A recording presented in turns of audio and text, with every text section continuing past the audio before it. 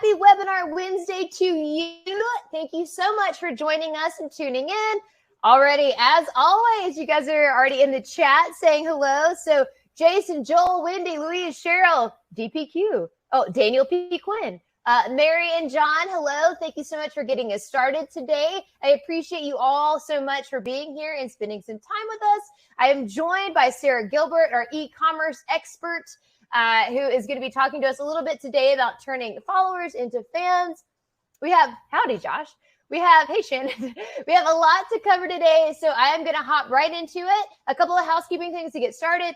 As always, if you have registered for today's webinar, you will receive a copy of the recording when we're done today. But you can also view it on our YouTube channel. So if you are not following us there already, please go to YouTube, search for Lulu. You can search for Lulu University and it'll come right up. Like and subscribe if you're not already. That way you always know when we add new videos. We've got one coming out tomorrow on how to sell books through your website. And we'll also be adding this webinar to our YouTube channel. So please check that out.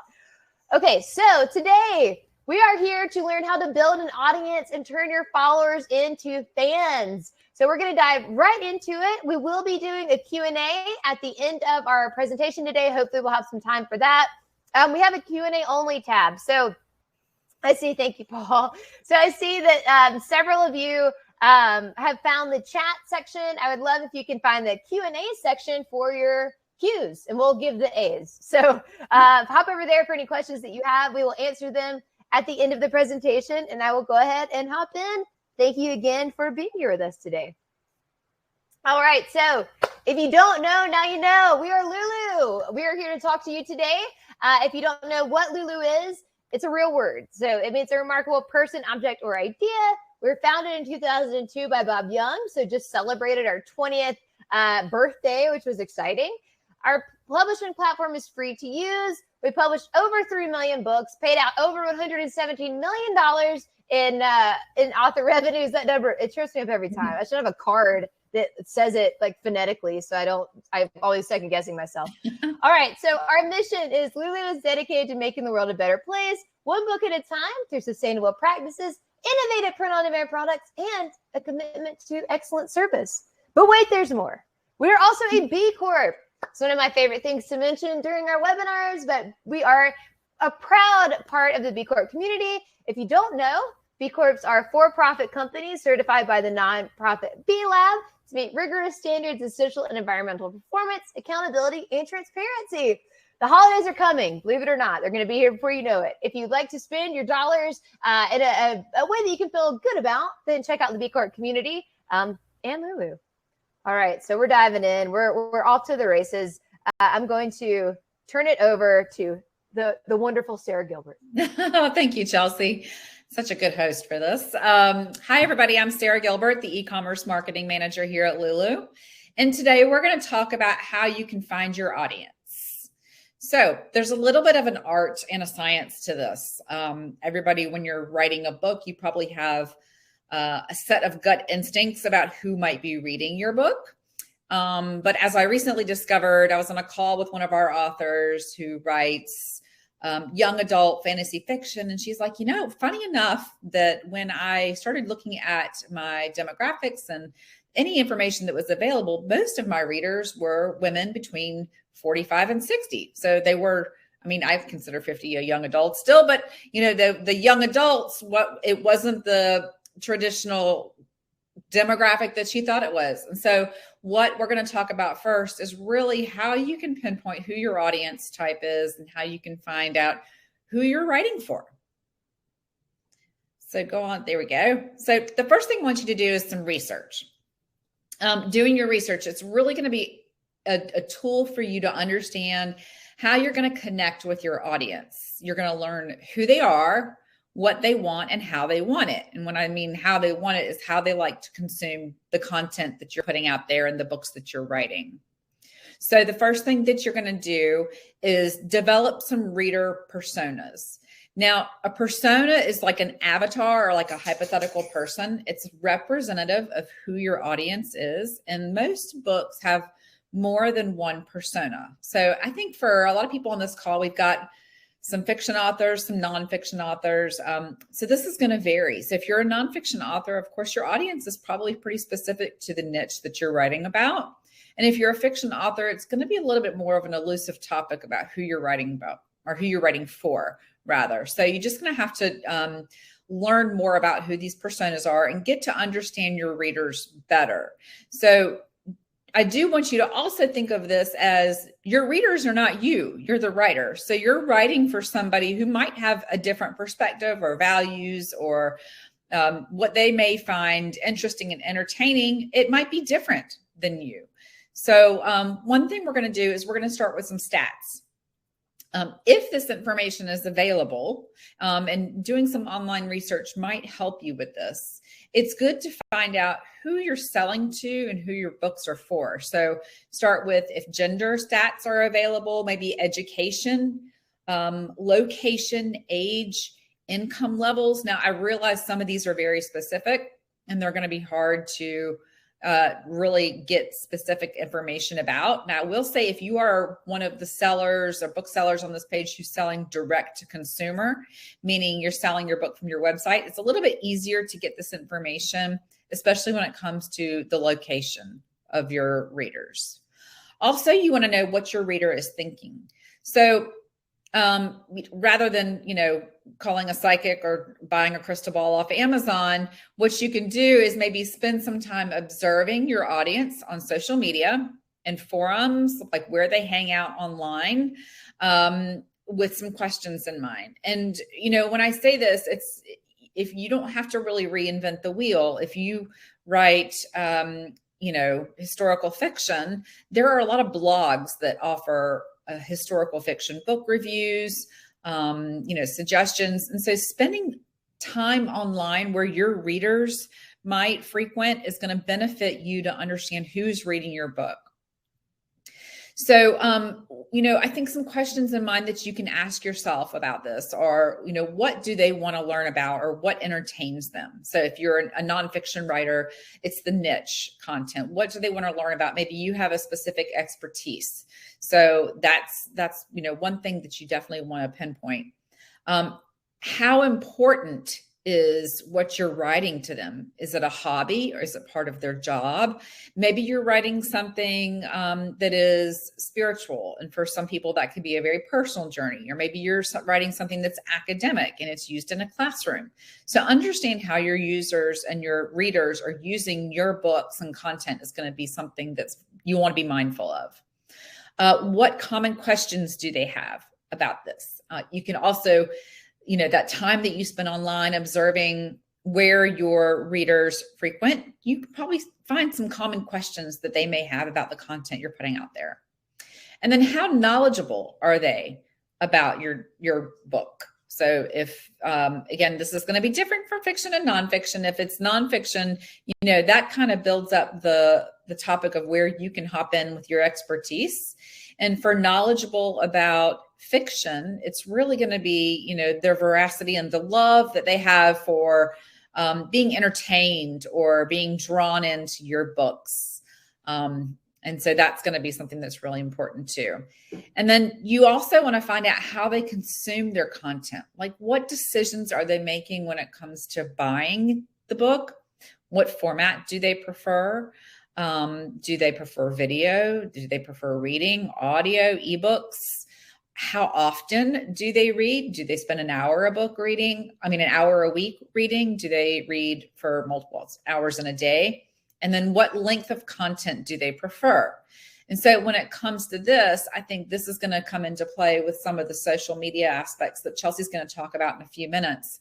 But, do they consume content by short videos? And we'll look at some examples a little bit later about how some of our authors are using ways like this to connect with their readers.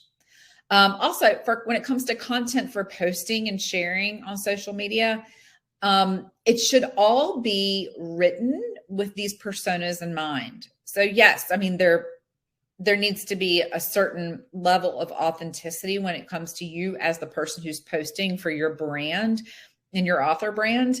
However, I always would advise that when you are coming up with social media posts or ways of connecting, think about the person on the other end of that and what their experience is with that. What is teaching them? What do they want to know? How are they in seeing this? And then also it's great to get a dialogue going. Ask some questions too, because that will help you just further your understanding and who your reader personas are. So I want to talk about something called the 1,000 True Fans theory. So some of you may have heard of this. There's an editor for Wired magazine, Kevin Kelly, who came up with this idea years ago that you don't really need like a massive following to be successful. You don't need to be Taylor Swift and have, like half the universe, following you on social media to be successful. It's a useful way to think about potential income. So there's actually a formula here. So if you think about if your average fan spends, $5 on your book and you have 1,000 fans, that will produce how much you're going to yield in revenue as far as income for selling your books. And so, that formula can be derived to certain different ways. So, you might have a higher average dollar spend, or you may have more than 1,000 fans or fewer than 1,000 fans. But what he calls true fans are actually more important, because a true fan is not somebody who is going to buy your book just because they may know you, or, there was a recommendation.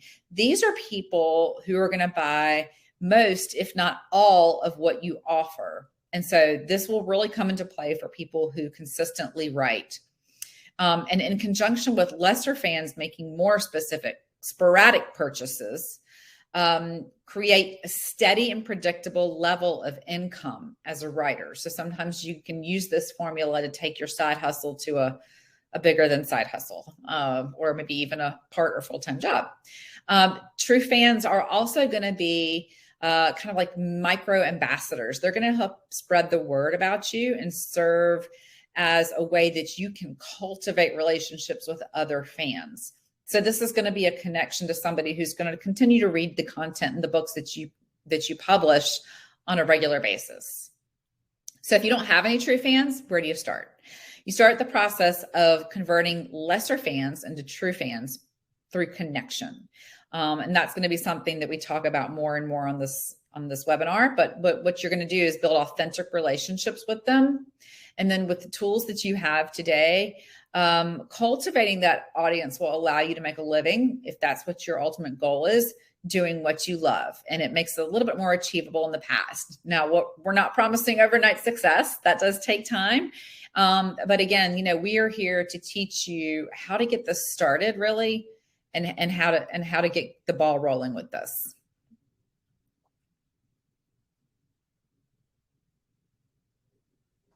Thank you, Sarah. So yeah, I just want to highlight one of the things that Sarah just talked about with the 1,000 True Fans theory. So one of the things that I want you guys to be thinking about as we talk about the social media platforms and then kind of the rules of engagement or some best practices is that you don't have to, as she said, get the Taylor Swift, half the globe following you. I mean, if you do, amazing. That's incredible. But you just need to cultivate a small group of people who love your work and want to support you, that you have genuine connections with, that will continue to buy your work, engage with your post, and follow you, and are interested in what you're doing. So that obviously takes some responsibility on your end to create good quality content and do your research and know what your audience is looking for, so you continue giving it to them and providing that. But it also is on the other side too of building that relationship and making sure that it's not just transactional. This is going to be a long-term experience that you have with them, so that over the years you can continue to grow, cultivate this, and continue putting out content that they're going to love, and they can support you in your hobby or job or side hustle or whatever this opportunity fills whatever role it fills for you. So you can do that in a meaningful way. So the way that I'm setting up this next part is I'm going to walk you through the different social media platforms that are most popular.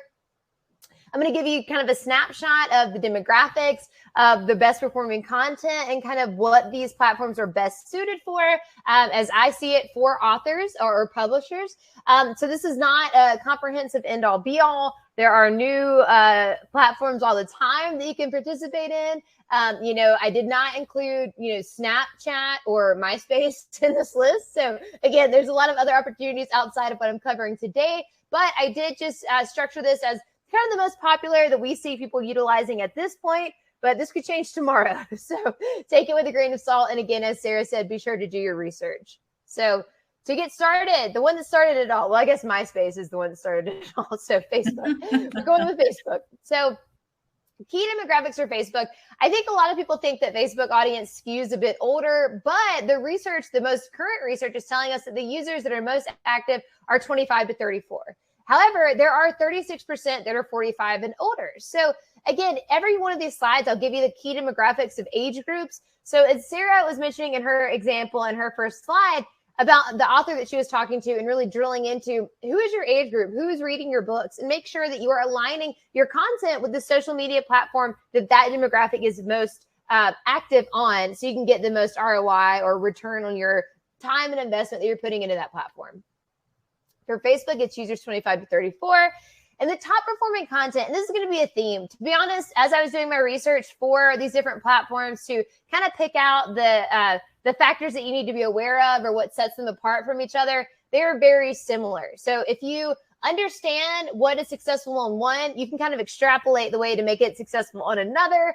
But also, I think the name of the game here is, again, finding where your audience is and investing heavily in that platform, not just trying to spread yourself across every single one and sort of buckshot your way to growing your audience.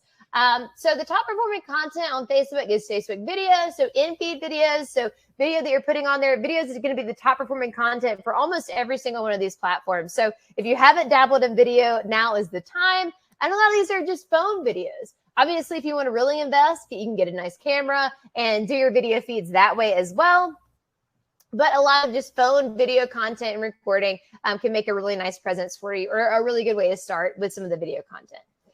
User-generated content is also very popular on Facebook. And what that means is not you as a user, but you as an author. Who of your readers are creating content about your work? So maybe you put out a book and you see that someone posted about it and said, oh, I love this book. It was the perfect summer read. Or maybe you write nonfiction and it was like, oh, this book really helped me get on track with my nutrition or start reaching my goals, whatever it is. When you see your users amplifying your content, that is great for you to repost or reshare. And it's just social proof, right? So we all look for reviews or indications that other people have had success with this product or book or service.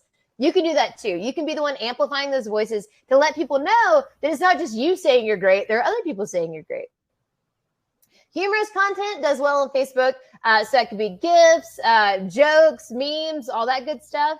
Giveaways. So a lot of authors can use this one as well. Maybe you have some art that goes along with your books or free signed copies. Those are fantastic. They do really well on Facebook. Inspirational content does really well as well. All right. So Facebook, and I have asked this research and then asked our social media managers what they think these channels are best suited for. And Facebook came out as paid ads and lead generation. So Facebook, again, is not the top. It's not the most popular social media channel that we have available to us now, but it is still a great way for you to pay for ads, boost ads, get paid ads and lead generation through the platform. So when you're thinking about it like that, it kind of gives you a different framework for how to interact with the platform.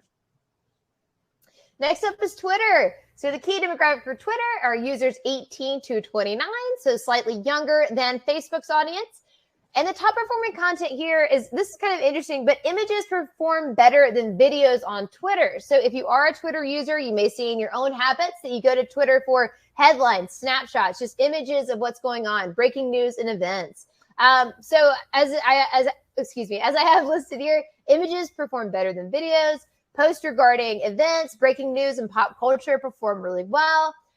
Questions. So influencers or folks using Twitter posing questions to their audience to get a conversation started, that can do really well on Twitter. Blog content. Infographics are great as well, which kind of aligns with the images performing well. And then social media holidays. So what I mean about that is, if you see on Twitter, if you look at what's trending, you might see, oh, today's National Waffle Day. And for whatever reason, people just love to kind of take those random threads and run with them. So I love thinking about that as a way for you to engage with your audience on these platforms. This is not specific to Twitter, but you will see it trending on Twitter pretty regularly. And I have this listed in a later slide, but if you are not subscribed to National Day Calendar, free newsletter, it'll tell you every single day the like the celebrated holidays that are that day. So if you're thinking that the only holidays that you can interact with your audience on are, the big ones, the holidays that fall around December, New Year's, Halloween, all that stuff, then you are missing out. I mean, there's a day for everything. There's a jelly donut day. There's a microwave day. There's a postman appreciation day. There's a sneak a zucchini on your neighbor's porch day. That's a real thing. So there are so many opportunities for you to have fun on social media and tap into these and kind of get a conversation started and engage with your audience. So Twitter, we think is best for networking and starting conversations around current events. So a great way to kind of hop on to something that is trending, a hashtag, a topic, a national day, and get the conversation started. All right, next up is Instagram. And so Instagram's demographic users 25 to 34, closely followed by 18 to 24. So I think when I was looking at this data, I mean, the percentage is like maybe Paul, today is National Scotch Day. Thank you, Paul. I think today it might also actually be Love is Kind Day. I don't know if those can coexist peacefully, but yeah, maybe you're a happy Scotch drinker. So thanks, Paul. So yeah, you can see the key demographics for Instagram here.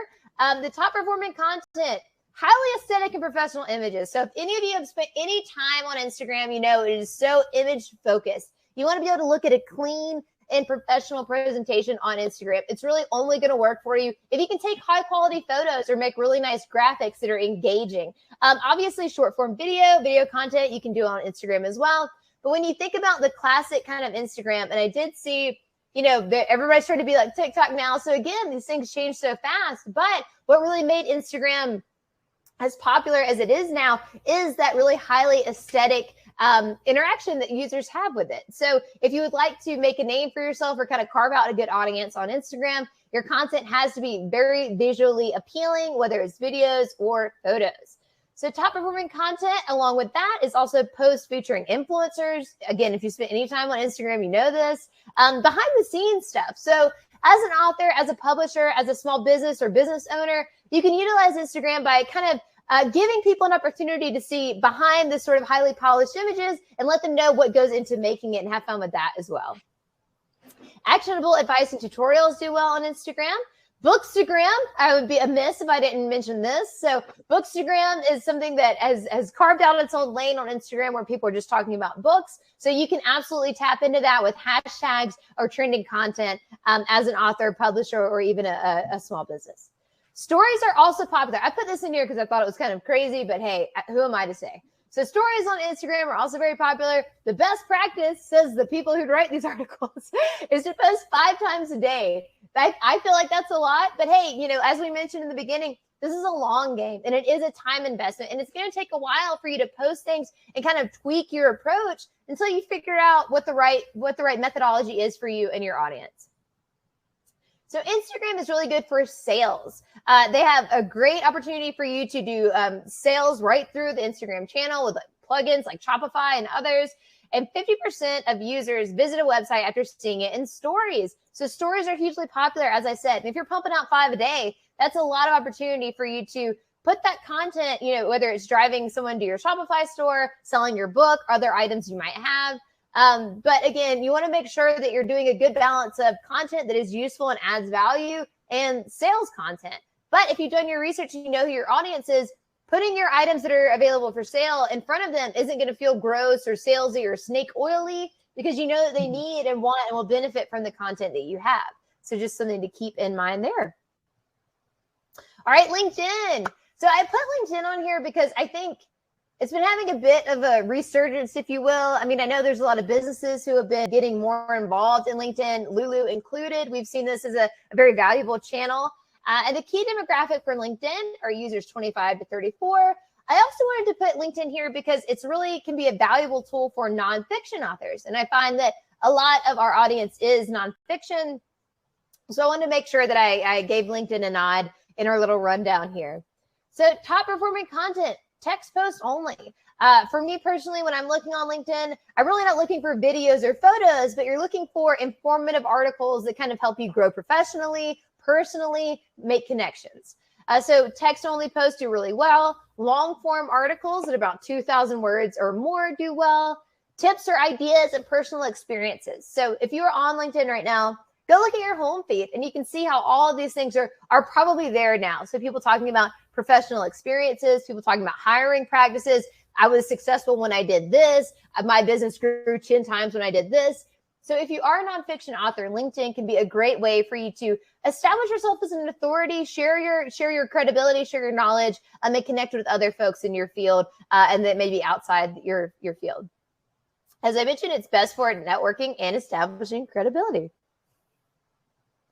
All right, YouTube. So I love YouTube. We have a YouTube. We have all of these channels. So if you like any of them, then go like us there. So YouTube is great. Key demographic, users 18 to 35. Top performing content are videos that last about 8 to 10 minutes. But also YouTube is great for things like podcasts or, we have webinars. We put all of our webinars on YouTube. So it can also be a great medium for long form content. But as Sarah mentioned, you really have to know your audience and what they're willing to kind of sit through and how they like to digest that information. So as I'm sure most of you are on YouTube or use YouTube, what videos do you like? I found that this really aligned with a lot of the things I use YouTube for, but commentary videos. So you want to hear what people think about other things, product reviews. I love YouTube for that. So if you want to invest in something and it's a big expense, going to YouTube and seeing what other people have thought about it, the experience they had can be very valuable. And you as an author can do all of these things. You can comment on books that you've read, maybe about the technique of writing or other books that you've read that have helped you along your writing journey or in your field of expertise. Product reviews. So maybe you have a service that you're selling and you're building your website and you're just helping people kind of not make the mistakes that you've made. So another good opportunity there. Tutorials and how-to videos, great for nonfiction authors. And then Booktube. So Booktube is just, again, a whole sector of content that is created around books that people have read, reviews, and things like that. So another way for you to connect with influencers would be look for folks who are really popular in the Booktube space. Are they working with books that are similar to yours? Have they reviewed books like yours in the past? Maybe they'll be willing to give you some time on their channel. That can be a great way for you to grow your audience. And I think YouTube is best for building communities because you can have your own channel, you carve out your own niche, you're able to respond to comments, engage with the folks who are following and liking your videos. And so I think it can be a really good way to kind of carve out a corner of the internet, maybe even before you're ready to create your own website or invest in more. YouTube or any of these social media channels can be a really nice way to have proof of concept and let you know you're on the right track. All right, TikTok. I think this is the last one. I hope it's the last one. This is exhausting. Don't do all of them. As I mentioned, it's too much to do all of them. But hey, if you want to, I mean, maybe. All right, so TikTok. Maybe the youngest of what I've mentioned today. Obviously, the demographic is the youngest. You can see 10 to 19, which is a little bit scary for me to wrap my head around. Another kind of fun fact that I took off this slide is that TikTok users, and once you drill into these social media platforms and really find what's working for you, one thing you may want to note is time spent on the platform. TikTok is the most time spent on the platform. On average, the TikTok user spends 89 minutes a day on the platform. There are people that work at Lulu who are TikTokers and spend, well, they'll tell you more than that on their day. So there's a good opportunity for discoverability on TikTok. Top performing content, of course, vertical videos, social media challenges. So if you only know about TikTok peripherally, you probably know about things like the ice bucket challenge or the milk crate challenge or Tide Pod or whatever. They're crazy and most of them aren't very safe, but they're popular there. Dance videos, of course, videos based on trending hashtags, videos lip syncing to popular songs or quotes, and book talk. So again, people talking about books, reviewing books, things like that. So I think TikTok is best for, and I got some insider info from our social media managers, is reaching new audiences and showing personalities. So the way that the way that TikTok works with the For You feed, it's all kind of stuff. So there's a good opportunity for discoverability, but I did read the other day that TikTok, on TikTok, a new million follower account is minted like every couple hours. Like it's not outrageous to get 1 million followers on TikTok. So that kind of goes back to the conversation we were having earlier where quantity does not always mean quality. So you may have a viral TikTok that nets you 1 million viewers overnight, and that's fantastic. But are you able to make meaningful connections with those folks? And are they following you because they're interested in your content? Or was it kind of just a fluke, for one reason or another? So again, that was sort of the rundown, and TikTok, again, reaching new audiences and showing personality. Great for that. And a good way to kind of maybe dabble and get a lot of followers quickly if you kind of know how to play the game. All right, so I went through all of the social media, a handful of the social media platforms out there to kind of lay the foundation of what's out there, what's available, and kind of help you decide what might be the right one for you if you are not sure which one to heavily invest in yet. Then those are some options for you. And now I'm just going to kind of give you a rundown of best practices across the board. So again, as I mentioned, there are a lot of similarities in social media, and there are best practices that are going to serve you well no matter what platform you're using. But it's up to you to do your research and find out, is this where my Mary said, yikes, where the 50 and 60-year-olds? They're on, I don't know. Hey, Mary, let us know. I mean, I think maybe Facebook has, again, that audience, but so yeah, TikTok, maybe they haven't taken off there yet. But yeah, again, it's on you to do the research and figure out, ask your community, see where they're talking or where they're hanging out. And there are, shockingly enough, communities that aren't on social media, and maybe just websites you can go to and find them and find where they're getting their information, blog sites, forums, and things like that. But the best practices that I'm going to go over now will serve you well. And if you kind of pay attention to these, they should work across platforms. So I will hop into these and kind of share some of these tips for you. All right. So number one is be consistent. So regardless of what social media platform you choose, don't just hop on it, put up a post, then go away for a month, come back, post again. Maybe you're posting 3 times one week. You're posting once a month for the rest of the year. You want to find a cadence that's going to work for you and not make you pull your hair out. You're going to be able to stick with, so your audience understands what they can expect from you and when that they can tune in for new content. So there's a couple creators that I like, that I enjoy, and I know that they're going to post a new podcast every week, or they're going to post an update on a specified schedule. And that, helps me stay in the loop. And that also helps me understand, when I can go and engage with their content. So you don't want too much of an air of mystery when it comes to things like this. You want to be able to train your audience on when they can expect new content from you, so they can subscribe on YouTube. There's an opportunity for you to put up, hey, I'll be posting this new video, so you can kind of be waiting for it to watch it live. So there's all kinds of opportunities available if you let your audience know when you're posting and stay on a consistent schedule. I've said this already, but make sure your graphics, photos, and videos are compelling. This is different degrees on every platform. But for Instagram, for example, if you're going to put up a photo, make sure that it kind of makes your audience pause and want to learn more about it, want to be interested and engage with it. Include CTAs in your post. So a CTA is a call to action. So there can be a lot of opportunity, a lot of money left on the table if you just say, hey, here's my book, and then move on. But that can be elevated if you say, hey, here's my book. Go buy it. Go leave a comment. What do you think about it? What do you think of my cover? Did you buy it? Did you read it? And so there's a ton of opportunities for you to spark engagement there just by going a step farther with your post and having a call to action. So with every post you make on social media, kind of be thinking about, how can this grow my audience? Or how can I use this to engage more with my audience? So putting a question at the end, or sending them to your website, asking them to like and subscribe can open up a lot of doors for you. Respond to comments. So it's great when you get engagement, but don't just say like, oh man, I got 50 comments on this post, or I got 3 comments on this post. Engage. Go back and say, hey, thank you for saying that. I love that idea, right? I appreciate that insight, or thank you for coming by my page. I mean, it can be as much or as little as you want, but in our experience, or my experience with talking, responding to YouTube comments, sometimes it can be a really great conversation, and people just like to be acknowledged. They took the time to digest your content, to interact with it, to appreciate it, or, even if they didn't appreciate it, maybe said something a bit snarky, that's still an opportunity for you to win back that person, or set the record straight, or engage in a conversation that can be really beneficial on both sides. Engage with influencers. So as I said, some of the top performing content is sponsored ads, or engaging with influencers, or reposting influencer content.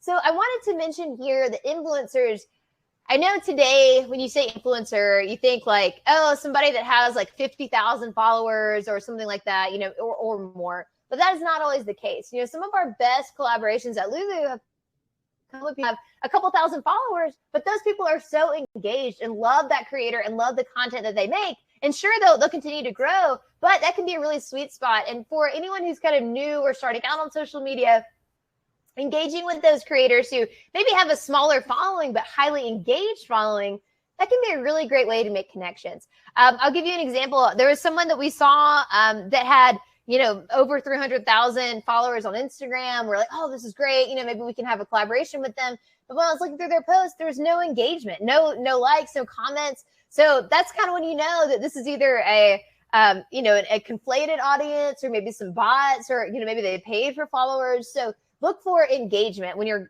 going to work with influencers.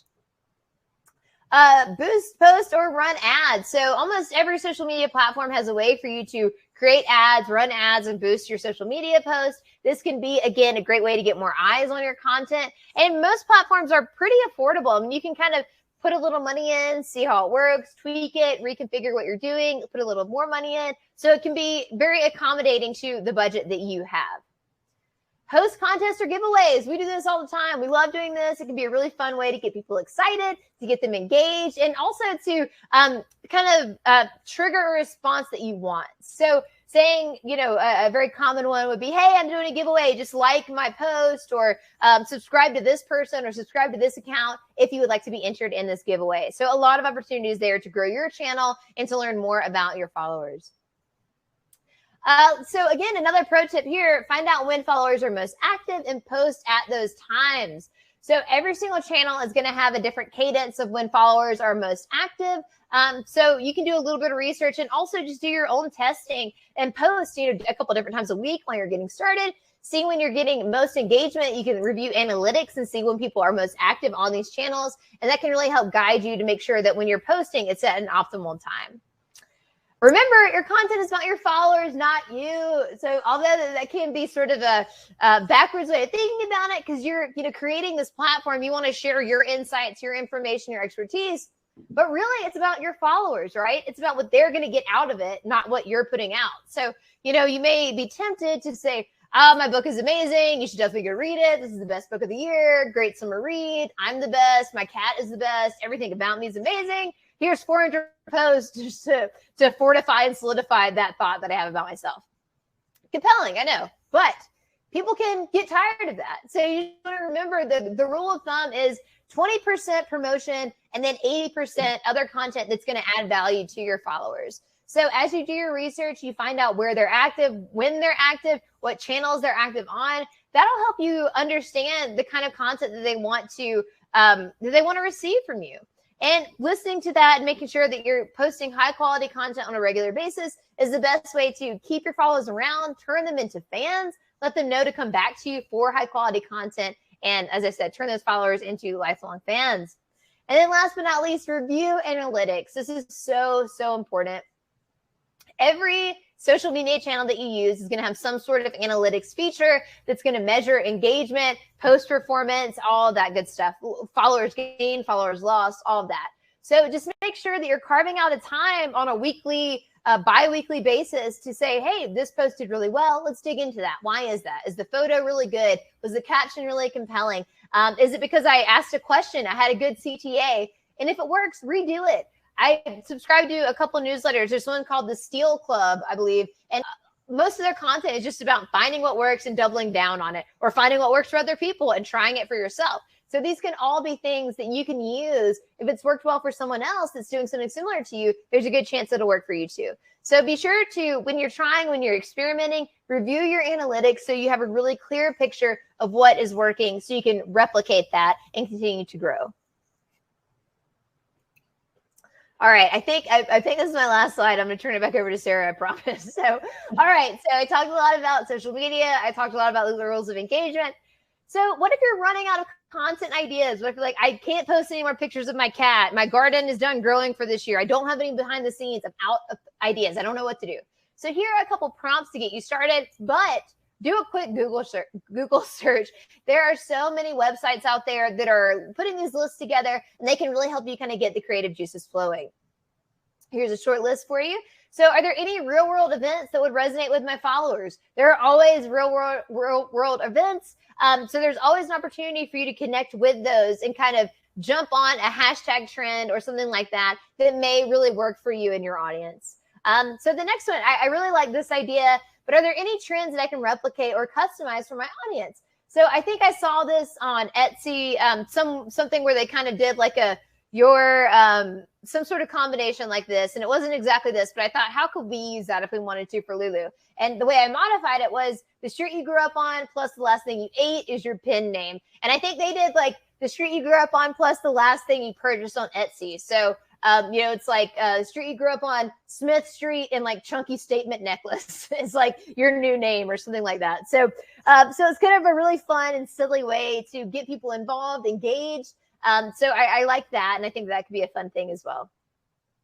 You can create polls and quizzes for your followers. So, this could be anything. So customizable to you and your genre or you and your niche and what you're writing about. So creating a quiz, maybe you write again in the nutrition field. So what's your favorite healthy weeknight meal, or what's your favorite budget purchase from the grocery store when you go to Whole Foods? How do you make it not whole paycheck? How can you shop for fun, budget friendly at Whole Foods, something like that. So you can come up with all kinds of quizzes and polls for your followers. Drop in some surprising stats. So if you come across something like earlier when I mentioned that most people on TikTok on average are spending 89 minutes a day on that platform, that was startling to me. So posting that on your platform of choice and saying, what do you think about this? Is this what you're doing? Is this on trend? Does this make sense for you? Start the conversation. Pose a question. Obviously, that could be anything. Pretty open there, but inviting engagement. Creating a challenge. So maybe you say, this week I'm going to try to write 30 minutes a day, or I'm going to try to hit 15 words a day for my writing project. Will you join me in this? This, again, highly customizable and can work for you and your audience. Share some personal insights. So maybe something you went through that went well. Maybe something you went through that didn't go well. Maybe, again, building your website. You found a platform or a tool that didn't work at all and you found very frustrating. Maybe you found one that you thought was great and then other people can use. So also great content there. Celebrate a unique holiday. I mentioned this, Scotch Day. Everybody join Paul for a glass of scotch virtually. So putting the ask out there, just kind of celebrating something silly can be a fun way to engage with your audience, add some levity, and, kind of get some interesting insights and thoughts. It can make any day a holiday. And holidays are just an opportunity for people to act differently than they normally would. So you don't have to think about it as like, Black Friday, Cyber Monday, Christmas, Hanukkah, all of that stuff. Post a relevant meme. You can make a relevant meme. Anybody can make a meme. Repost influencers or authors that you enjoy. And last but not least, look for user-generated content. So again, that's just maybe somebody posted something about your book or about your work, and you can repost that. And that can, again, give social proof, help build your audience, help other people know that you are a trusted and respected figure in your niche, in your field, and help grow and prompt engagement that way as well. All right, so now I think it's time for some Lulu users who have some good social media presence. So I'm going to turn it back over to Sarah. Yeah, that Lulu in the wild slide picture never gets old. I hope not. Great job, Chelsea. That was some really good information. So many good ideas here. All right, so let's talk about some Lulu users who are doing this. We may have used some of these examples in the past. We think they're doing it well. So let's see what the first one is. Stale Cracker, one of my favorites. So Stale Cracker embraced TikTok like no other. And then he did a really great job of looking at what his followers and super fans want. You can see he has 5.6 million followers. Yeah, not a lot of people have the M there next to their follower number, which is pretty incredible, considering if you actually go into TikTok or other platforms where Stale Cracker has an account and look at his videos, most of them are about Cajun cooking, and they are remarkable. I mean, I've learned a ton about gigging frogs and other things like that people do in the Louisiana area when it comes to cooking. And But really, he connects with his audience in a very unique way. And so what he did is he created some products that they wanted to buy. One of them is a cookbook. So he's got a cookbook that you can access through his link tree. And then he also has other things, like he developed a seasoning brand, something that he uses. And so, he's really embraced his brand, and, very quintessential, authentic. If you ever watch one of his videos, you'll get a sense of why he's so popular. So yeah, he's somebody who definitely really listened to his audience and goes after what that is. And if you also go through his videos, he doesn't have everything that is a cooking video. Sometimes it's a little bit of I'd say, like, there's some Evel Knievel-esque videos in there. And then there's also, some things that he's doing locally or with family. So it's really, it really, you can see his brand shining through with this one. So let's look at the next one. Clever Girl Finance. So this is one of my favorite authors. So this is her Instagram page, and you can see what she lists here, which I kind of want to draw attention to. So she has a very specific target. It's personal finance for women. Not that we want to exclude any demographic, but she's definitely gone after a demographic that she can speak to, who they respect her. So she has free personal finance courses she gives away. She's got some best-selling finance books through Lulu. She also sells some financial planners that we print for her. So it's a way that she can connect again with another book that will help her clients and followers get organized on a financial level. She provides daily advice and articles. She's on YouTube and Instagram. So you can obviously see that her audience responds very well to video content, which shouldn't be any surprise, because that was one of the things that Chelsea highlighted, was video content and the popularity of it. And she also has a podcast, which is really great. So if you take a look at a couple of her posts here, she's got a top tips one that you could probably link to. Of course, this is just a screenshot of her account, but in the comments, you can link to it. She's got a video here, how to create an aggressive savings plan. And then she asks a question in this first one: what's been your biggest financial splurge? And so I thought that was a brilliant way to engage with her customers, because as Chelsea pointed out, numbers of followers can be impressive, but really the gold here is the customer engagement. And what that just means is, who's responding to you? What are people saying, asking, commenting on? How does this actual conversation go? And that also brings up the point that Chelsea made about, the regularity of it. You can't just throw a question out there unless you're planning on getting back online that afternoon and answering some of the comments. So, whatever you sign up for when it comes to social media platforms, set aside some time to do this as well. And like Chelsea said, you don't have to be on every single one. That kind of makes me stressed out for you if you're thinking about doing that, because that's a lot of time. So, make some smart decisions here about where you really do want to interact with your fans. Yes. Yeah. Don't stress Sarah out. Just pick one. But I love Clever Girl Finance is such a great example. I mean, she's giving a master class in how to do social media right. Like Sarah was saying, she's got an ad for her podcast. She's got a video on how to create like a short tutorial video, and then a question. And you can see her graphics are great. They're very compelling. So, yeah.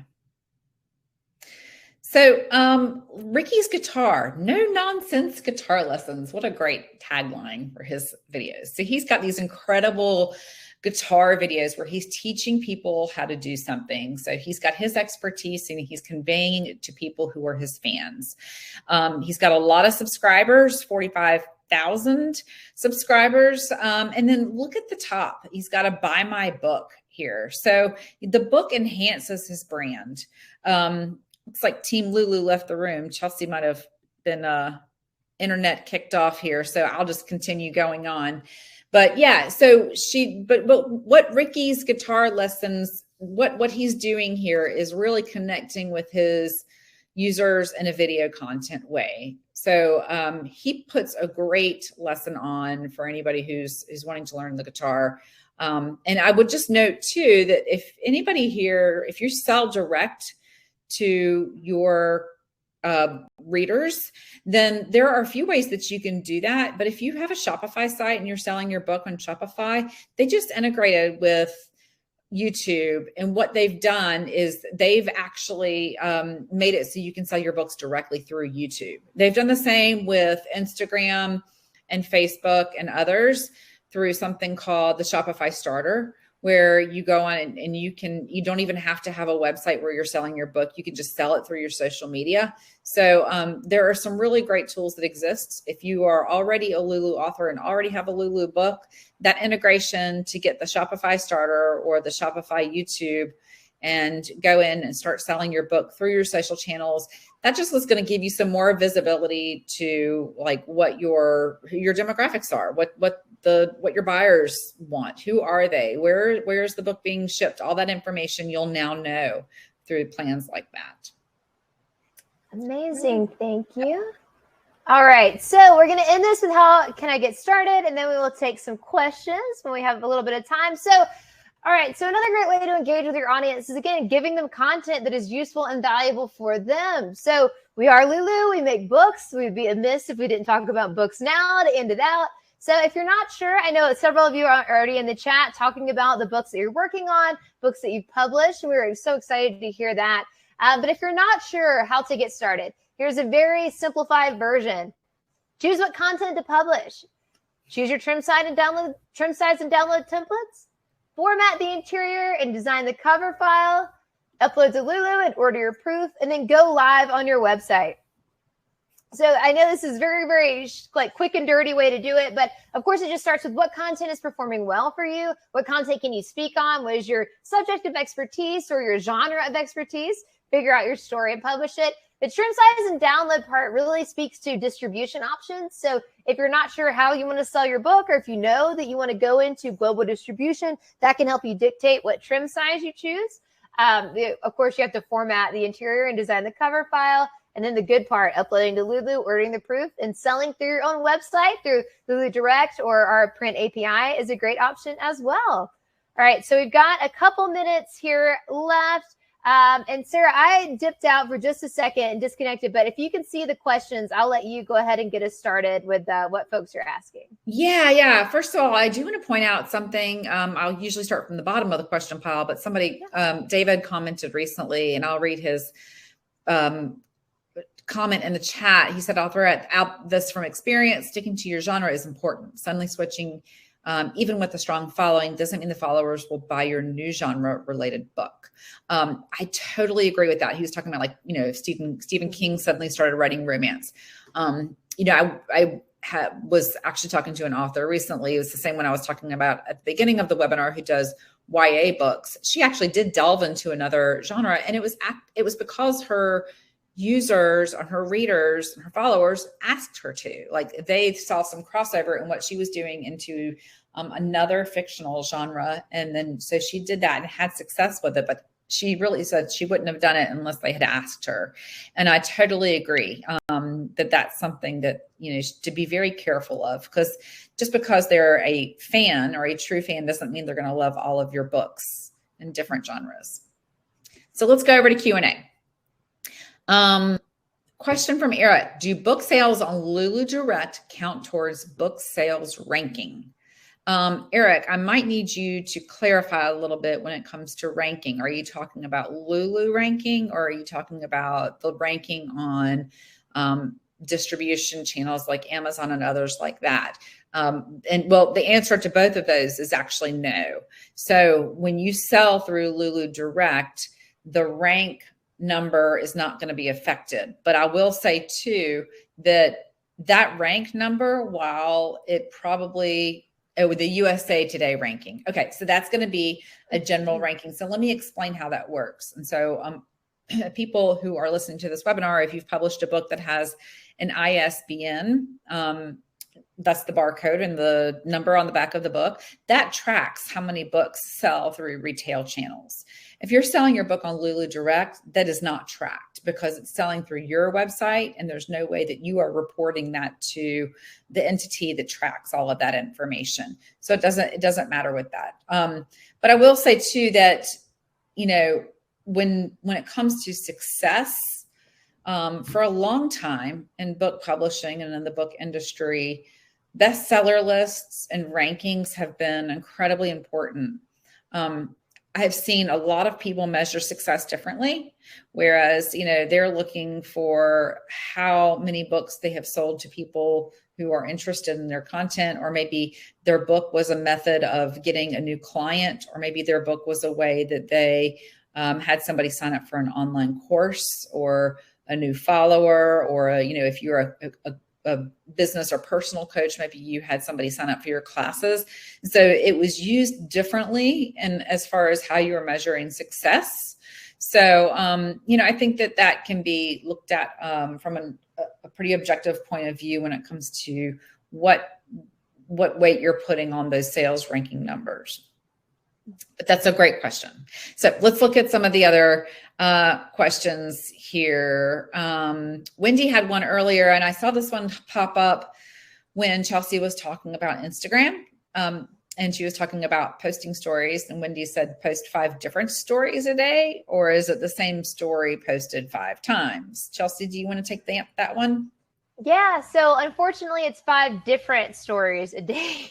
So I know, it can be very staggering, but just in the 24-hour news cycle, as fast as people are creating content, you do want to be top of mind if it makes sense for you. So, for some people, that's an investment that it's not going to be worth making. But in stories and that short form video, and that was kind of the best practice with that dictates. But I would say all this can change based on your audience and what they're looking for. And maybe they don't want to see it 5 times a day. But unfortunately, the short answer is it would be 5 different stories a day. But it could be slight modifications of, the same. So slight iterations would probably be fine. Great. That's helpful. Thanks, Chelsea. I want to address one of the comments that came through the chat from Jen. She said she's been doing social media a lot and made a little headway, but now you've been trying to sell your book at your local bookstore. And the owner said he only buys books from Ingram Spark catalog. I have Lulu global distribution. Does that make me eligible for that catalog? Or do I have to also publish with Ingram Spark? I would like to clarify, the book owner might have referred to it as the Ingram catalog rather than Ingram Spark, because there is a difference. Ingram Spark is just another method by which you can get a book into the Ingram distribution. Ingram distribution is the way that all bookstores access books for purchase. And so if your book has an ISBN and it is through Lulu Global Distribution, the bookstore should be able to access that. Now, the bookstore also might show a little bit of hesitation because, of course, from a business sense, they do want to buy books that are going to sell, and they want to know what kind of audience is going to come in and buy it. So when you are going into the bookstore, that having that information is really helpful. Like, you're a local author, or there's a local tie-in for them that would make it a very compelling reason for them to sell the book. So if they do decide to sell the book through their bookstore, they should be able to access that through the Ingram portal, which is going to be where they can find that. Jen said, whew, all right, good.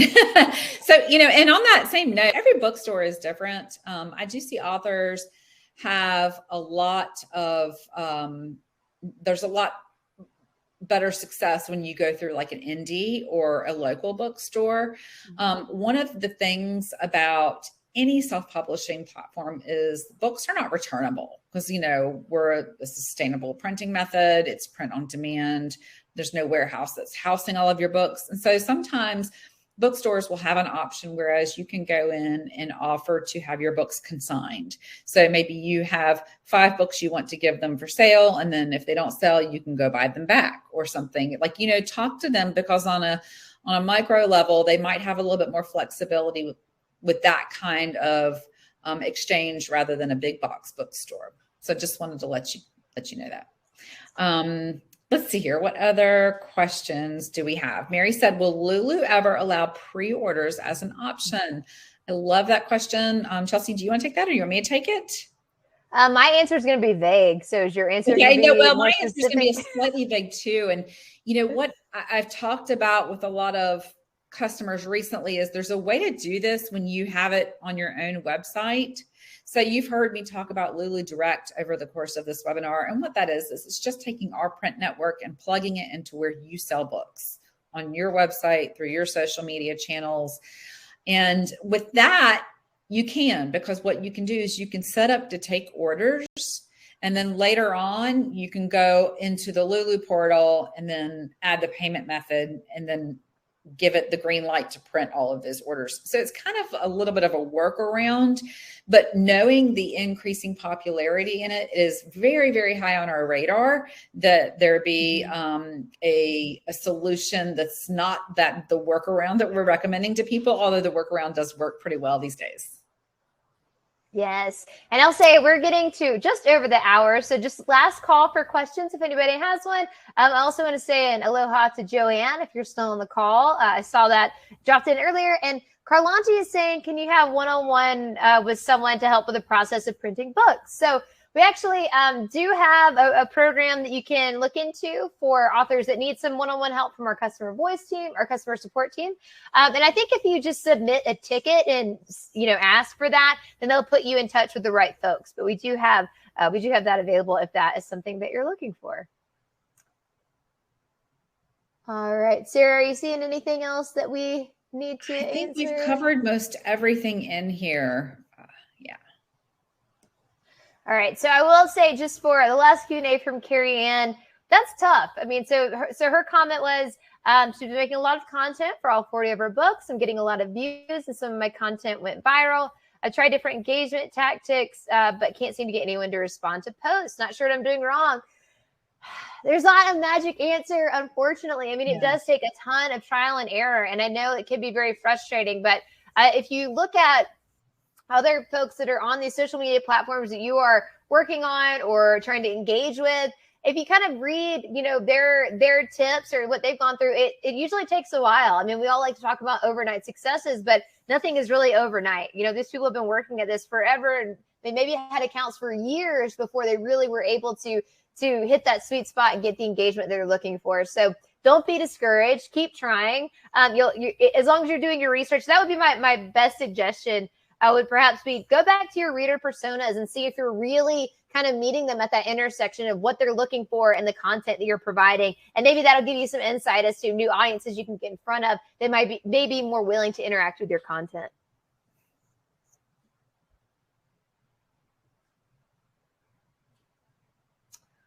All right. So I think that we are getting through it here. I think that we've gotten through all the questions. I just want to thank everybody again so much for tuning in today.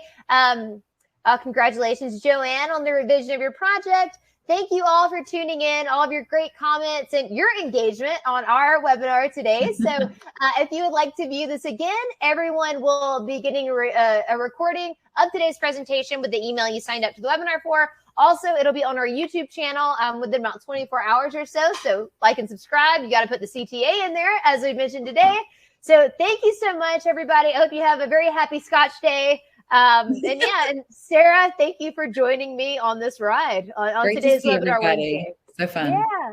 Thanks, everybody. Have an awesome afternoon, and we will see you again next time. Bye, everybody. Bye.